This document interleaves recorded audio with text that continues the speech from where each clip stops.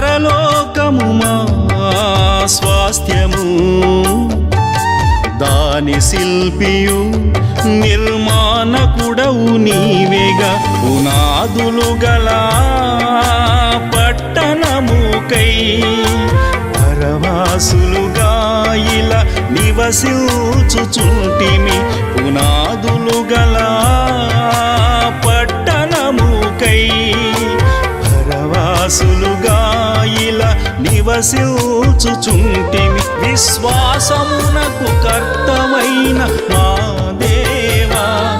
వాగ్దాన ఫలముననుభవింప సాగుచుంటిమి విశ్వాసమునకు కర్తవైన మా దేవా వాగ్దాన ఫలముననుభవింప సాగుచుంటిమి జీవ మార్గమా